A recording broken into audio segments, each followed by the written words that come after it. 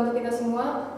Sahabat Bawaslu Kota Tegal dimanapun Anda berada, Moci episode 5 kembali hadir menemani sahabat Bawaslu dengan tema dedikasi perempuan dalam pengawasan pemilu. Telah hadir di tengah kita anggota Bawaslu Kota Tegal sekaligus koordinator divisi SDM, organisasi dan data informasi Ibu Nurbaini. Kita sapa terlebih dulu sahabat. Selamat pagi Bu Nurbaini. Selamat pagi juga Mbak Ida. Gimana kabarnya Bu? Alhamdulillah baik. Alhamdulillah luar biasa ya. Biasa. Sahabat Bawaslu, keterlibatan perempuan dalam demokrasi dirasakan belum maksimal. Hal ini terlihat dari presentasi keterwakilan perempuan di dunia politik dan penyelenggara pemilu. Pada pemilu 2019, jumlah pemilih perempuan di Kota Tegal sebanyak 83.602 pemilih dan jumlah laki-laki 76.064 pemilih. Nah, mengapa perempuan sebagai pemilih dan pengguna hak pilih lebih banyak daripada jumlah laki-laki? Tidak sebanding lurus dengan jumlah partisipasi perempuan dalam penyelenggaraan pemilu. Mari kita gali dari perspektif perempuan pengawas pemilu. Kita langsung tanya-tanya saja ke Bu Nurbaini. Pertanyaan pertama, Bu. Apa sih perbedaan peran perempuan dan laki-laki dalam ruang demokrasi? Ya, perbedaan peran laki-laki dan perempuan dalam ruang demokrasi. Peran laki-laki dan perempuan dalam demokrasi, Mbak Indah ya, pastinya hal ini tidak bisa diperdebatkan, tidak bisa juga dipertentangkan. Kenapa? Karena keduanya justru harus bekerja sama dalam segala hal, baik dalam kehidupan keluarga, masyarakat, bangsa maupun negara. Hubungan laki-laki dan perempuan seyogianya harus lebih dilandasi oleh rasa kebutuhan kebersamaan. Kenapa? Karena hal ini dalam rangka untuk membangun sebuah kemitraan yang harmonis. Karena kedua belah pihak, baik laki-laki maupun perempuan, masing-masing ini mempunyai kekuatan sekaligus kelemahan. Selain itu juga mempunyai kelebihan sekaligus kekurangan. Tentunya yang harus dan perlu dilengkapi oleh pihak lain. Nah, dengan demikian sahabat Bawaslu Kota Tegal, peran laki-laki dan perempuan adalah setara untuk mengisi ruang-ruang demokrasi di negeri ini. Meskipun memang seperti yang kita tahu bahwa keterlibatan perempuan dalam ranah demokrasi sampai saat ini masih di bawah laki-laki. Walaupun pengaturan dalam rangka agar perempuan dapat berkiprah dalam ranah demokrasi itu sudah secara jelas terdapat dalam Undang-Undang Nomor 7 Tahun 2017 tentang Pemilihan Umum yang memperhatikan keterwakilan perempuan paling sedikit 30%, baik bagi penyelenggara pemilu maupun bagi peserta pemilu. Untuk KPU provinsi dan KPU kabupaten kota itu terdapat dalam pasal 10 ayat 7 yang berbunyi keanggotaan KPU provinsi dan KPU kabupaten kota memperhatikan keterwakilan peserta paling sedikit 30%. Begitu juga untuk Bawaslu provinsi dan Bawaslu kabupaten kota, tertera pada pasal 92 ayat 11.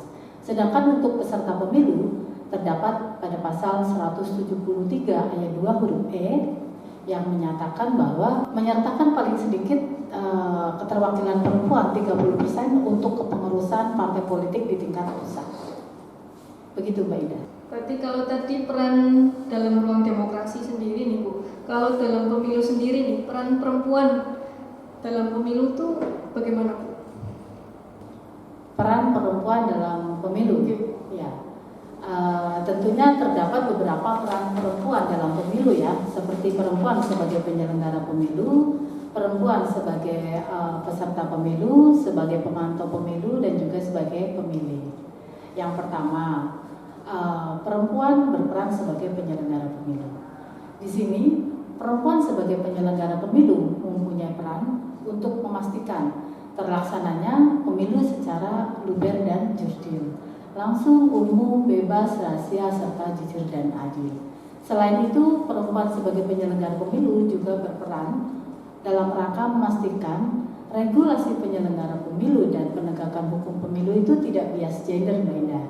Dan selanjutnya adalah memastikan tata kelola pemilu dapat mengakomodir kepentingan-kepentingan perempuan untuk ikut berpartisipasi dalam proses penyelenggaraan pemilu. Itu peran perempuan sebagai penyelenggara pemilu. Nah, berikutnya peran perempuan sebagai peserta pemilu.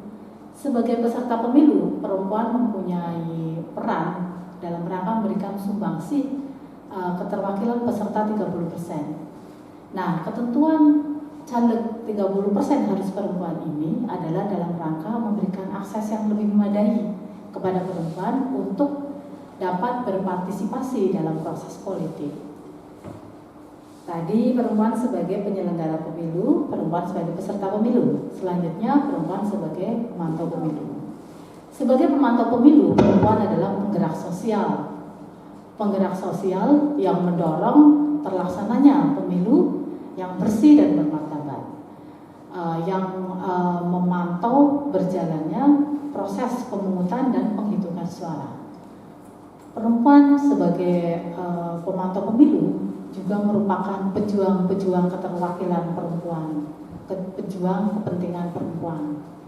Ya, selanjutnya perempuan sebagai pemilih. Perempuan sebagai pemilih di sini adalah pendukung keterwakilan perempuan, penyampai aspirasi keterwakilan perempuan. Nah, Mbak Indah dan sahabat Bawaslu Kota Tegal semuanya, pastinya dimanapun posisi kita berada sebagai perempuan, kehadiran kita harus mampu memberikan arti, baik sebagai penyelenggara pemilu, peserta, pemantau maupun pemilih. Sebagai pemilih juga seyogianya bisa menjadi pemilih yang cerdas. Berarti tadi dijelaskan ada 4 Ibu ya, penyelenggara pemilu, peserta pemilu, pemantau pemilu, dan yang terakhir pemilih. Nah, saya tertarik ini Bu untuk bertanya terkait perempuan sebagai penyelenggara pemilu, khususnya dalam pengawasan pemilu. Apakah perempuan penting untuk terlibat dalam pengawasan pemilu? Keterlibatan perempuan dalam mengawasi pemilu mempunyai andil yang sangat luar biasa sekali. Salah satunya adalah karena kaum perempuan dapat berperan dalam rangka membangun kesadaran masyarakat untuk menolak politik uang. Nah, selain itu, kaum perempuan juga mampu untuk ikut mencegah terjadinya pelanggaran pemilu. Nah, dalam hal ini pastinya disesuaikan dengan peran sosial masing-masing. Dan yang terakhir adalah kenapa perempuan sangat penting untuk terlibat dalam pengawasan pemilu, karena sampai saat ini perempuan masih dijadikan sebagai sasaran empuk politik uang oleh para peserta pemilu. Dalam artian bahwa perempuan merupakan salah satu kelompok rentan yang dijadikan sebagai sasaran politik uang. Nah, untuk itu Mbak Indah, kiranya sangat penting bagi kaum perempuan untuk terlibat dalam proses pengawasan pemilu, baik pemilu maupun pemilihan kepala daerah. Karena perempuan masih menjadi sasaran empuk politik uang, berarti harus ada pengawas pemilu perempuan ya Bu ya, untuk mengurangi jumlah politik uang itu sendiri. Nah, kalau menurut Ibu, peran pengawas pemilu perempuan itu seperti apa Bu? Peran perempuan sebagai pengawas pemilu beda ya, tentunya harus menjalankan tugas, kewajiban, serta kewenangan sebagai pengawas pemilu sesuai dengan peraturan perundang-undangan. Di antaranya adalah mengawasi setiap proses tahapan penyelenggaraan pemilu, mencegah terjadinya politik uang, menerima dan menindaklanjuti semua laporan dugaan pelanggaran pemilu, serta menyelesaikan proses sengketa pemilu. Dan yang kedua, perempuan sebagai pengawas pemilu juga harus mampu menjaga kode etik sebagai penyelenggara pemilu, baik kewajiban maupun larangan sebagai penyelenggara pemilu, beda ya. Tindakan yang patut dan tidak patut dilakukan oleh penyelenggara pemilu. Hal ini disesuaikan dengan peraturan DKPP nomor 2 tahun 2017 tentang kode etik dan pedoman perilaku penyelenggara pemilu. Berikutnya adalah seorang pengawas pemilu perempuan juga harus siap menghadapi risiko pekerjaan. Jadi risiko pekerjaan apapun itu harus selalu siap ya. Misalnya ketika tim gabungan penerbitan APK ya akan menertibkan APK, ya pengawas pemilu perempuan harus turun ke jalan-jalan Pantura menyisir jalan-jalannya untuk penertiban APK, membawa alat-alat penertiban baik gunting, pisau, cutter maupun Mbak Indah, tongkat ya. Kantar. Iya, Kalau bahasa Tegalnya itu kantar atau sengget. Iya. Nah, di bawah terik matahari pastinya berpanas-panasan. Selain itu juga ketika pada tahapan kampanye ya, peserta pemilu itu mengadakan kampanye baik pagi, siang, sore maupun malam, ya pengawas pemilu perempuan harus ada di sana untuk memastikan bahwa pelaksanaan kampanye yang dilakukan oleh peserta pemilu itu sesuai atau tidak sesuai dengan aturan. Jadi tidak lantas kami sebagai perempuan yang berada di pengawas pemilu itu mempunyai alasan, misalnya nih ketika ada kampanye terbuka, di mana kampanye terbuka itu biasanya kan dihadiri oleh banyak orang, sangat berpotensi untuk terjadi sebuah bentrokan baik antar pendukung maupun sesama pengunjung. Nah, di situ juga kita harus ada di situ, harus ada di lapangan bersama dengan tim kita kan, Panwas Kecamatan, Panwas Kelurahan maupun Sekretariat Bawaslu Kota Tegal sebagai supporting system. Jadi tidak ada alasan bagi kami kaum perempuan pengawas pemilu itu misalnya gini, teman-teman nih, saya kan perempuan, saya nggak ikut ngawasi nih, udah teman-teman saja. Itu tidak berlaku bagi kita ya, bagi pengawas pemilu. Jadi segala risiko pekerjaan yang ada sebagai pengawas pemilu ya harus siap ditanggung. Iya. Berarti superhero ya perempuan. Nah, kalau Bawaslu sendiri mendorong kesadaran bagi perempuan dalam ikut mengawasi pemilu nggak sih, Bu? Ya, Bawaslu sebagai lembaga pemerintah yang diberi tugas untuk mengawasi setiap tahapan proses penyelenggaraan pemilu ya Mbak Indah ya, tentunya sangat menunjukkan pengaruh utamaan gender dalam setiap ragam pengawasan partisipatif kita.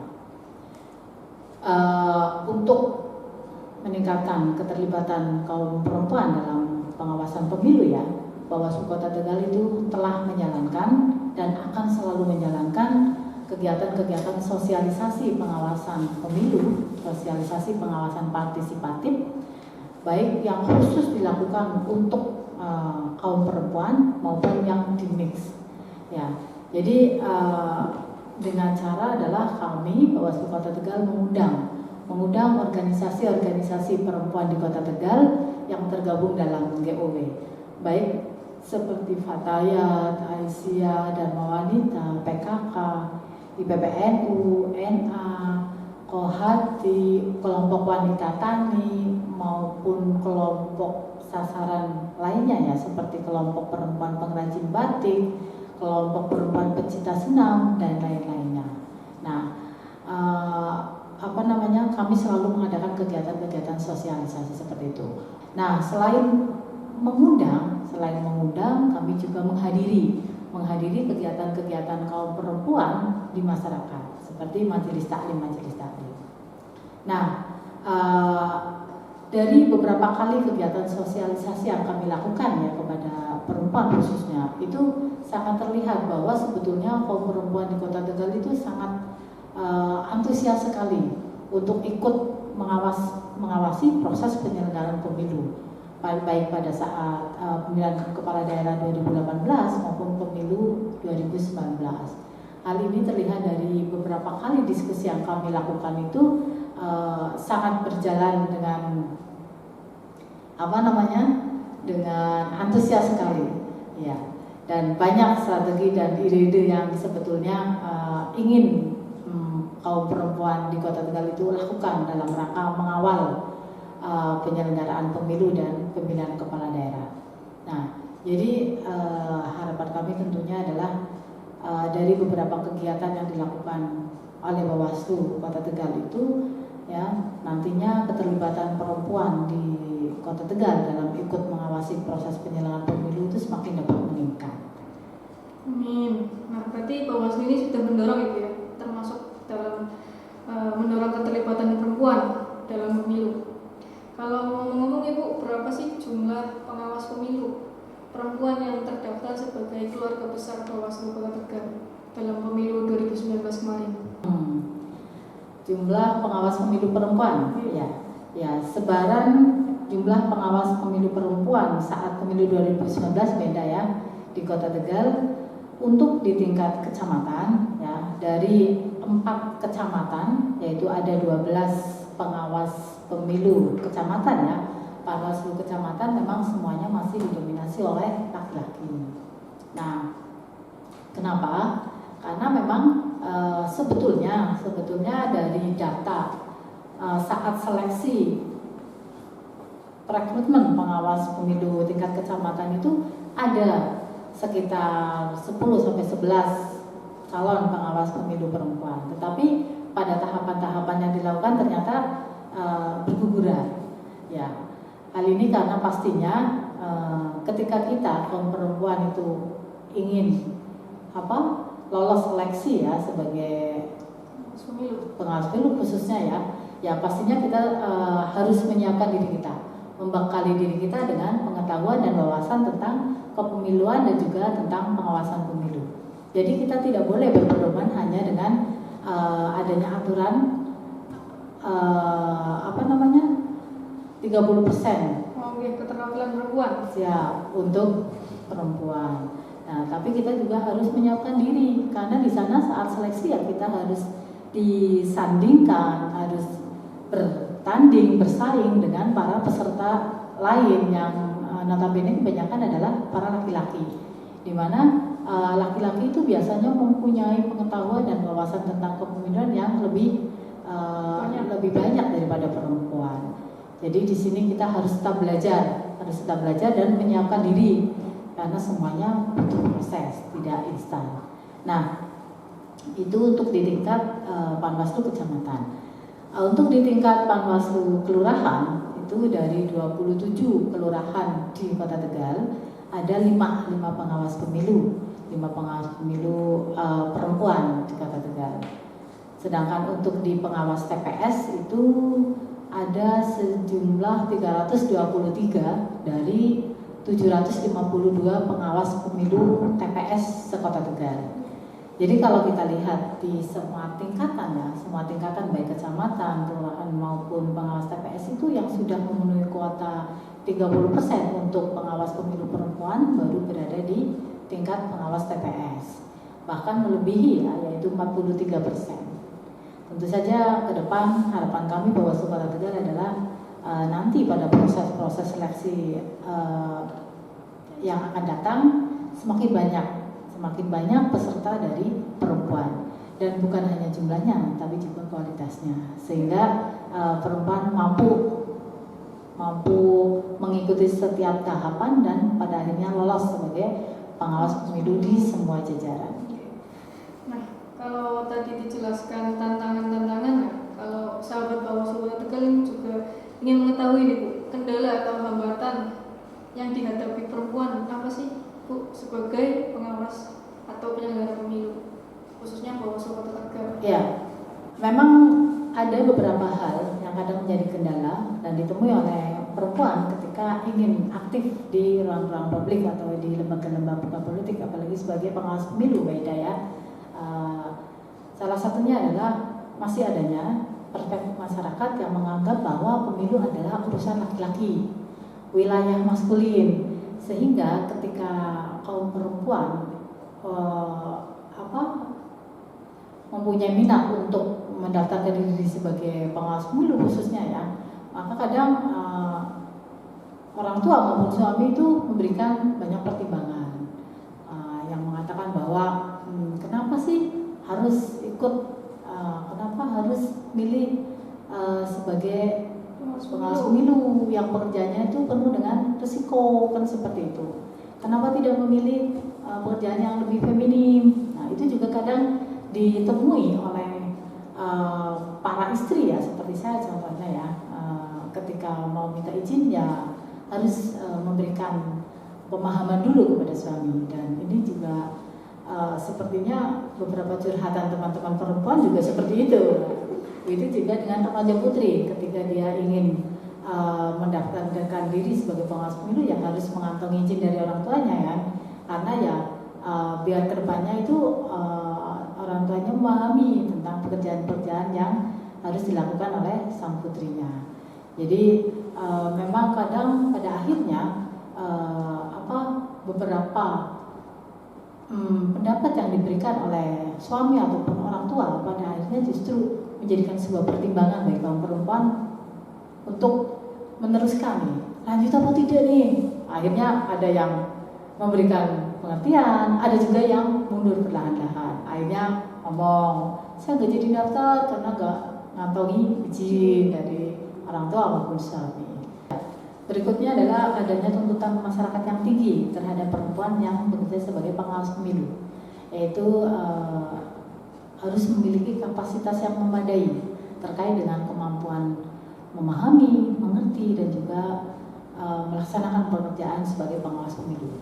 Jadi tidak hanya dipandang sebagai pelengkap 30% saja misalnya, begitu Mbak Indah. Dan selanjutnya adalah masih banyaknya peraturan yang didominasi oleh perspektif laki-laki. Dan yang terakhir adalah adanya tekanan kerjaan, yaitu waktu yang ketat dan padat. Jadi seorang pengawas pemilu perempuan harus mampu membagi waktu untuk menjalankan kewajiban dalam pekerjaan sebagai pengawas pemilu, juga untuk mengurus persoalan domestik. Jadi harapannya adalah seorang pengawas pemilu perempuan itu sukses dalam pekerjaan sebagai pengawas pemilu dan dia juga tetap sukses berperan baik sebagai seorang ibu untuk anak-anaknya dan seorang istri untuk suaminya. Jadi sangat tidak diharapkan kan ya ketika seorang pengawas pemilu perempuan itu mampu menyelesaikan sengketa proses pemilu, tetapi ternyata dalam keluarganya ada sengketa proses keluarga gitu Mbak. Jadi intinya adalah seorang perempuan pengawas pemilu itu harus bisa menjalankan peran ganda baik untuk kewajiban pekerjaan maupun kewajiban di rumah tangganya. Lantas apa saja sikap yang harus dimiliki perempuan dalam pengawas pemilu? Ya banyak Mbak Ida ya sifat yang harus dimiliki oleh seorang pengawas pemilu perempuan. Di antaranya adalah harus jujur kan, harus jujur, terus harus adil ya, adil terhadap semua peserta pemilu ya, harus memberikan perlakuan yang sama. Berikutnya adalah harus netral, tidak boleh condong kanan condong kiri ya, meskipun punya hak pilih ya diam saja, disimpan rapat-rapat dalam hati. Terus harus profesional dalam menjalankan tugas dan juga harus berintegritas. Nah selain itu seorang pengawas pemilu perempuan juga harus berani ya, berani dan tegas. Selain sifat-sifat tadi, seorang pengawas pemilu perempuan juga punya keistimewaan banyak. Apa tuh? Pengawas pemilu perempuan itu biasanya lebih telaten kan, lebih sabar. Ini memuji diri sendiri. Terus sama-sama perempuan soalnya. Harus juga lebih teliti. Ya, jadi kita sebagai seorang pengawas pemilu perempuan ya, harus punya sifat-sifat tadi. Oke. Nah, itu sahabat Bawaslu Kota Tegal, sikap-sikap yang harus dimiliki oleh perempuan dalam pengawas pemilu. Untuk penutup terakhir dari Bu Nur, barangkali ada penutup. Partisipasi perempuan dalam mewujudkan pemilu yang berintegritas sangat ditentukan oleh peran serta maupun sumbangsi pemikiran dan tenaga baik pada penyelenggaraan ataupun pengawasan pemilu. Maka dari itu kesadaran perempuan perlu didorong untuk memastikan aspirasi kaum perempuan benar-benar tersalurkan dalam hajat demokrasi. Artinya keterlibatan kaum perempuan dalam pengawasan pemilu dilakukan dalam rangka memastikan kedaulatan rakyat kaum perempuan tersalurkan pada orang-orang yang tepat. Untuk itu, sahabat Bawaslu Kota Tegal menghimbau khususnya kepada kaum perempuan khususnya di Kota Tegal untuk terlibat aktif sebagai penyelenggara pemilu ataupun pengawas partisipatif pada pemilihan kepala daerah atau pemilu mendatang, dengan tujuan untuk memastikan pemilu berjalan sesuai dengan undang-undang dan peraturan pemilu. Ya, sahabat Bawaslu Kota Tegal yang merasa dirinya perempuan dan belum aktif dalam penyelenggaraan pemilu, kita tunggu tahun depan atau pilkada pemilu selanjutnya untuk bergabung di jajaran pengawas.